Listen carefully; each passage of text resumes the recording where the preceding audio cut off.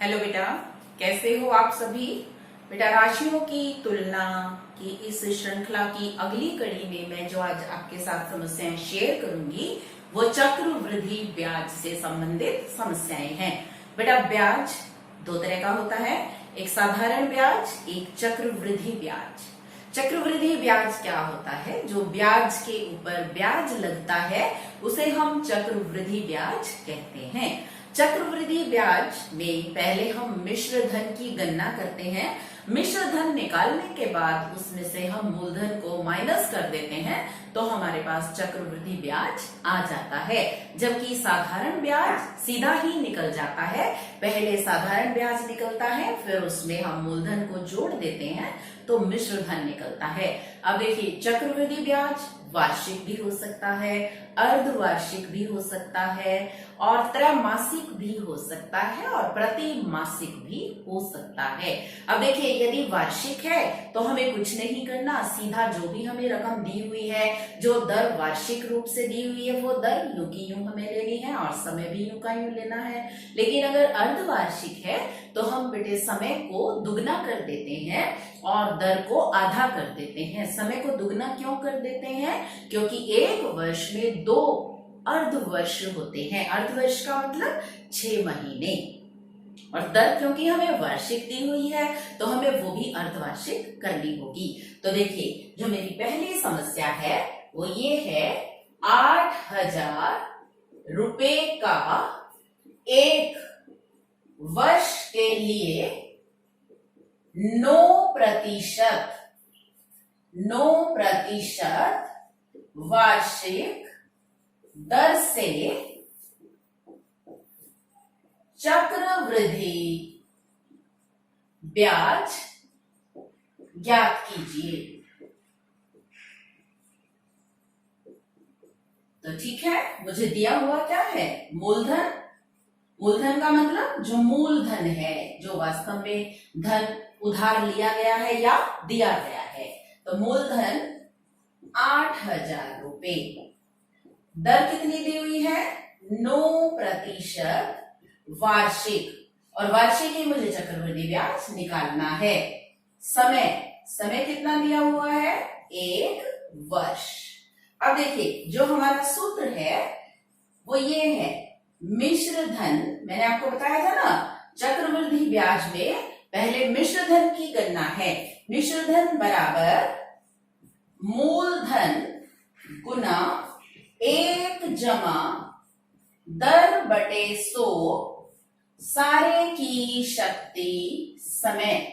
ये फॉर्मूला है मिश्र धन निकालने का। फिर मिश्र धन में से हम मूलधन को माइनस कर देंगे तो चक्रवृद्धि ब्याज आ जाएगा। तो अब देखिए, मूलधन कितना है मेरे पास? 8,000 गुना 1 जमा दर है 9, सारे की शक्ति समय है 1। अब ये क्या बन जाएगा मेरे पास? 8,000 गुना 1 जमा 9 बटे 100, तो ये हो जाएगा 109 बटे 100, सारे की शक्ति 1। कैसे हो जाएगा 109? मालूम है ना आपको, 100 लघुत्तम ले लेंगे हम, फिर 100 जमा 9 109। तो मेरे पास ये आ गया 8,000 गुना 109 बटे 100। इसके ऊपर अगर 2 शक्ति होती तो हम इसको 2 बार लिख लेते। समय 2 वर्ष होता तो 2 लिख देते, 3 होता तो 3।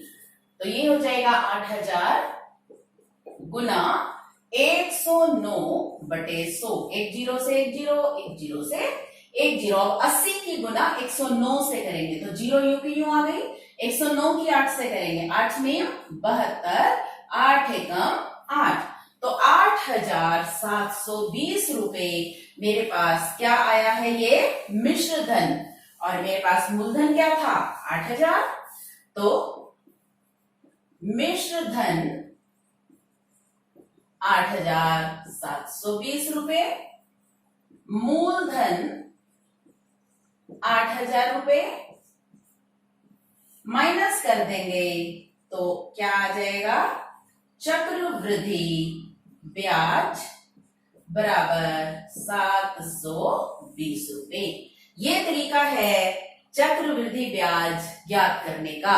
तो पहले मिश्र धन फिर मिश्रधन में से मूलधन को माइनस कर देंगे तो हमारे पास चक्रवृद्धि ब्याज आ जाएगा।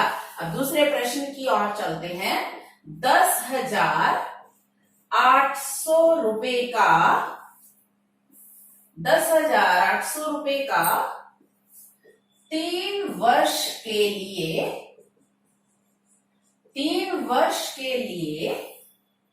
12.1/2% दर से चक्रवृद्धि ब्याज ज्ञात कीजिए। ठीक है, कर लेते हैं इसको भी। अभी हमें इसमें क्या दिया हुआ है, मूलधन 10,800, दर 12/1/2, इसको हम खोलते हैं। 2 को 12 से गुना करा 24 और 1 25/2%। और समय कितना है, 3 वर्ष। अब मेरे पास जो सूत्र अभी मैंने आपको लिखा था, बताया था, वो क्या था, मिश्रधन बराबर मूलधन गुना 1 जमा 10/100 सारे की शक्ति समय। तो लगा दीजिए 10,800 गुना 1 जमा 25, देखिए 2 गुना 100 ऐसे लिखेंगे हम, 25/2 को 2 100 के साथ आ जाएगा। और समय कितने वर्ष है, 3 वर्ष। अब इसको सॉल्व करेंगे हम तो हमारे पास क्या आएगा, 10,800 गुना, देखो 25/2 गुना 100, हम इसको क्या करेंगे, 25 एकम 25, 25 चौका 100, तो मेरे पास ये आ जाएगी 1 जमा 1/4 दूनी 8 शक्ति 3। देखिए मैंने इसको छोटा बना लिया, अगर हम इसको नहीं छोटा बनाते तो ये फिर 225 हो जाता, जो कि हमें बाद में काटना पड़ता। तो हमने इसको पहले ही काट के छोटा कर दिया। क्यों छोटा कर दिया, ताकि हमारी कैलकुलेशन बहुत बड़ी ना हो। 10,800, अब ये 3 शक्ति है तो इसको 3 बार लिखेंगे हम, 9/8, 9/8 और 9/8। तो ठीक है, अब इसको हम सॉल्व करेंगे। जितना हमारा कट जाएगा काट देंगे, बाकी की गुना हो जाएगी। ये रकम अब ऐसे बन गई, गुना 9 गुना 9 गुना 9/8 गुना 8 गुना 8। तो देखिए काटे, 2 से काटते हैं, 2 चौके 8, 2 पंजे 10, कट गया। फिर 2 से कट जाएगा, 2 दूनी 4, 2 दूनी 4, 2 सत्ते 14, फिर 2 से कट जाएगा 1350। तो मेरे पास आ गया ये 1350 गुना 9 गुना 9 गुना 9 और बटे में 8 गुना 8। फिर काट दूं मैं 2 से, 2 चौके 8, 2 छिक्के 12, 2 सत्ते 14, 2 पंजे 10।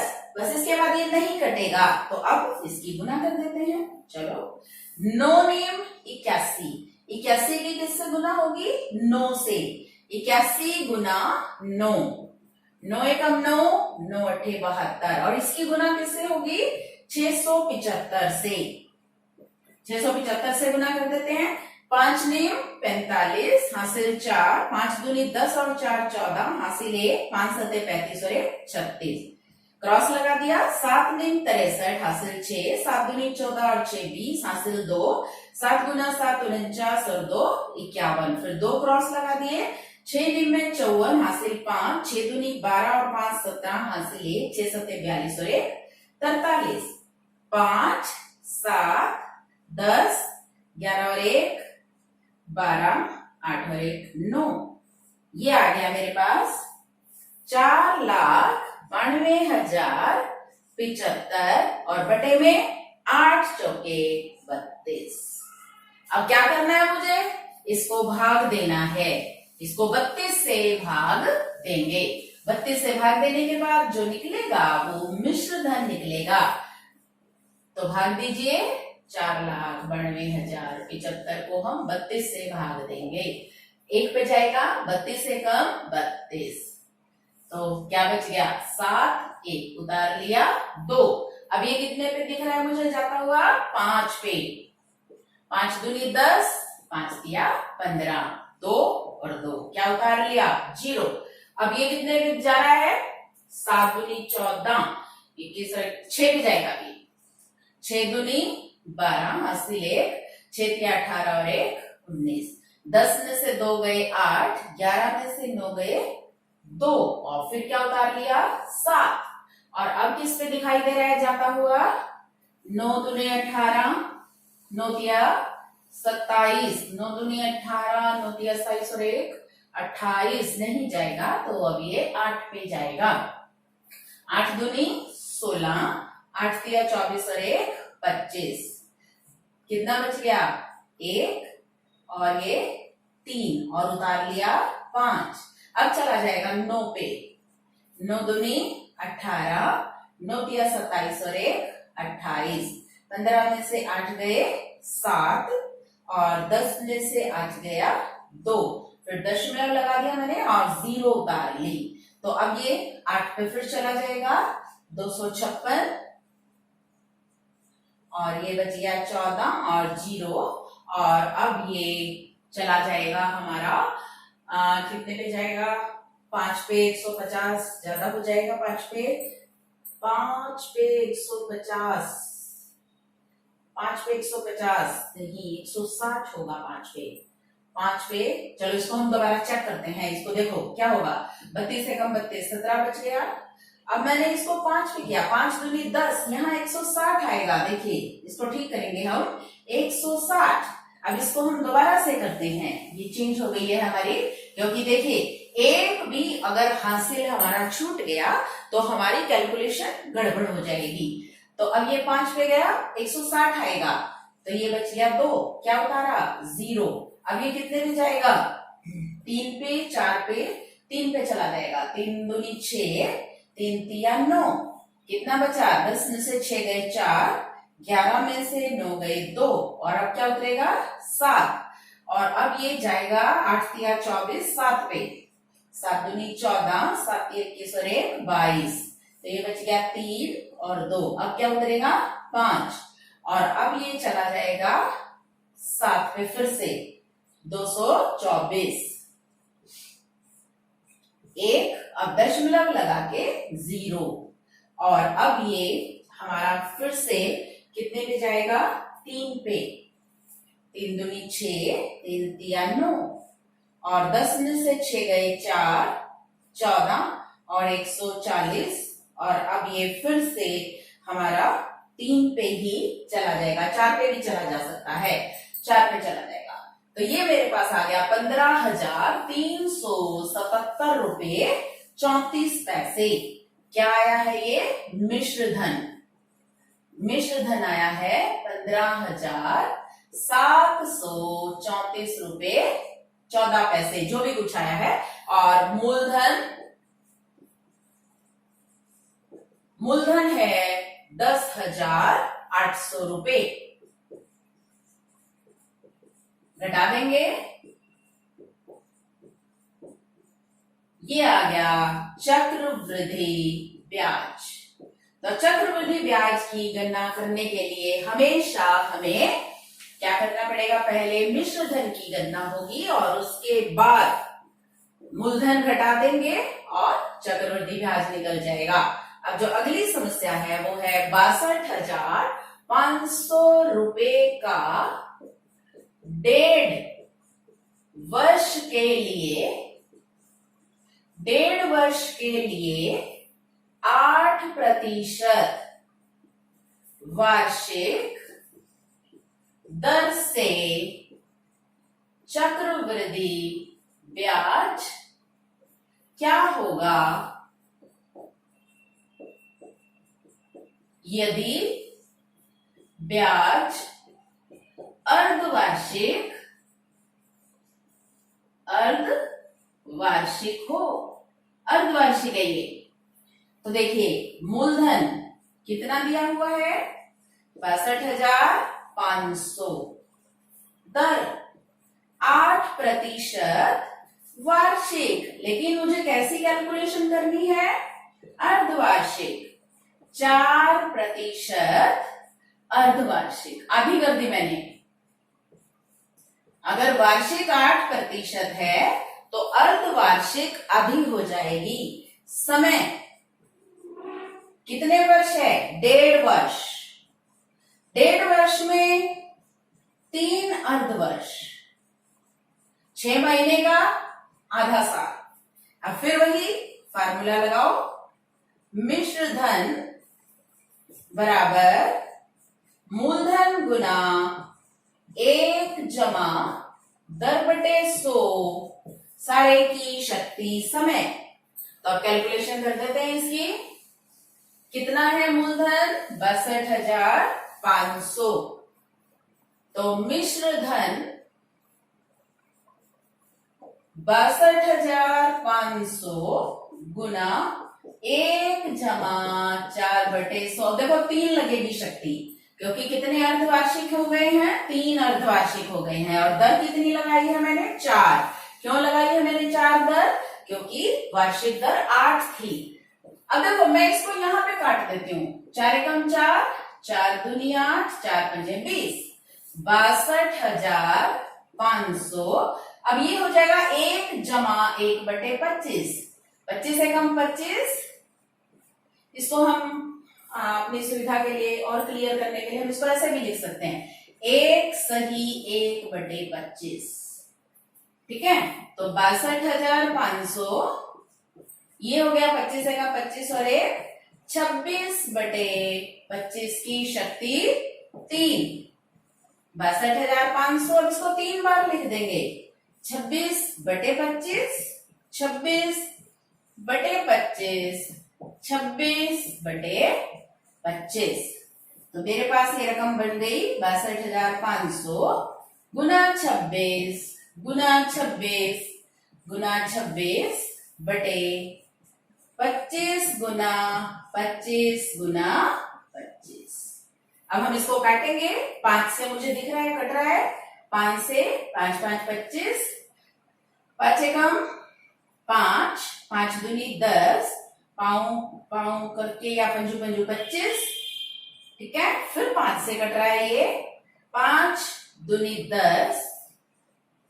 ठीक है, और फिर देखो आप ये कट रहा है, 25 से सीधा कट जाएगा 100, और फिर 25 से कट जाएगा 25 चौका 100। तो क्या बच गया?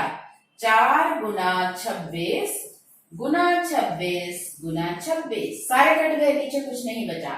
तो अब 26 की हम 26 से गुना करते हैं। 6 6 36 हासिल 3, 6 दूनी 12 और 3 15, और ये हो जाएगा 26 दूनी 52। 676 को हम फिर 26 से गुना करते हैं। 6 6 36 हासिल 3, 6 7 42 और 3 45, 4 6 6 36 और 4 40। अब 2 से करो, 2 6 12, 2 7 14 और 1 15, 2 6 12 और 1 13, 6 7 5। और अब इसको किससे करनी है? 4 से।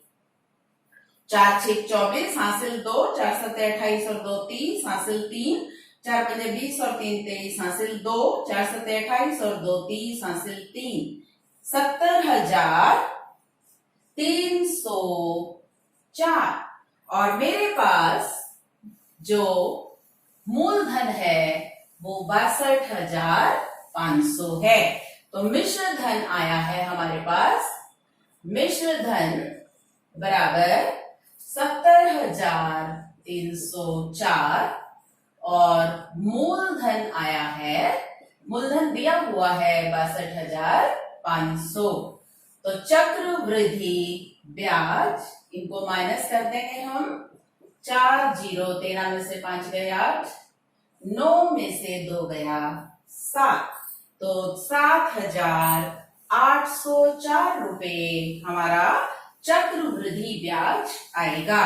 तो अब आपको ये बात समझ में आ गई कि जब भी अर्धवार्षिक ब्याज हमें निकालना है तो दर को आधा कर देते हैं और समय को दुगना कर देते हैं। एक और प्रश्न के माध्यम से मैं आपको ये बात स्पष्ट करती हूँ।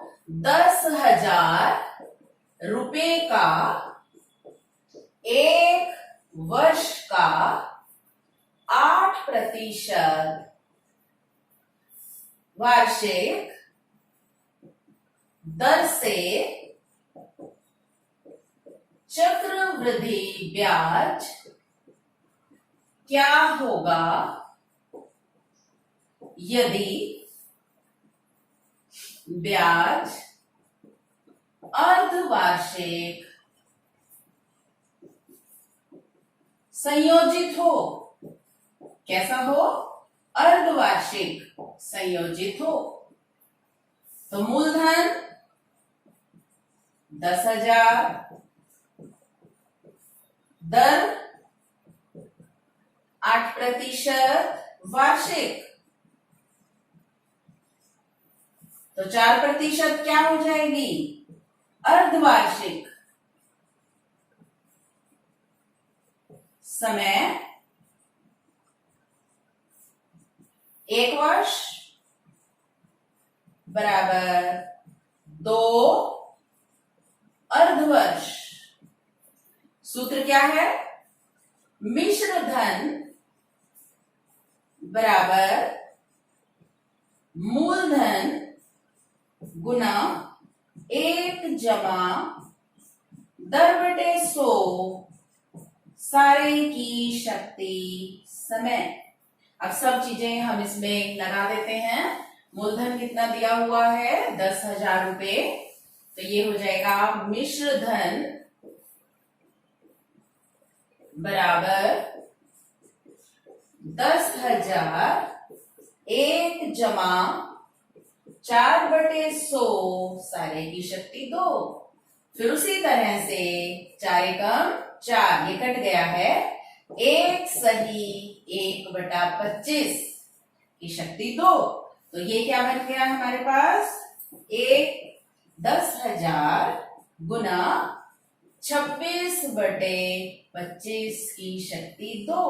अब शक्ति 2 है तो इसको हम 2 बार लिख देंगे। 10,000 गुना 26/25 गुना 26/25। तो 10,000 गुना 26 गुना 26/25 गुना 25। अब आपको दिख रहा है सीधा कट रहा है। 25 चौके 100 कट गया। अब ये सीधा फिर 25 से कट रहा है, और 25 से अगर फिर आप दोबारा से नहीं काट सकते हैं तो 5 से भी काट सकते हैं। 5 से 25, और अब ये फिर 5 से कट जाएगा 16। तो 16 गुना 26 गुना 26। अभी मैंने 26 की 26 से गुना करी थी, तो जो कि 676 आई थी, और अब मैं इसकी 16 से गुना करती हूँ। 6 6 36 हासिल 3, 6 7 42 और 3 45 हासिल 4, 6 6 36 और 4 40 और 676। 6 और 5 11, 10,816। ये हमारे पास मिश्र धन आ गया है 10,816। अब मिश्र धन की जगह हम मिश्र धन लिख देंगे और उसमें से हम मूलधन घटा देंगे। मूलधन जो कि 10,000 है, तो चक्रवृद्धि ब्याज घटाने के बाद 816 रुपए है। तो ये हमने अर्धवार्षिक गणना की है। तो बेटा ये थी समस्याएं चक्रवृद्धि ब्याज से संबंधित, कि वार्षिक चक्रवृद्धि ब्याज कैसे निकाला जाता है और अर्धवार्षिक चक्रवृद्धि ब्याज कैसे निकाला जाता है। कल और जानकारी लेके आऊंगी। तब तक के लिए take care, have a nice day.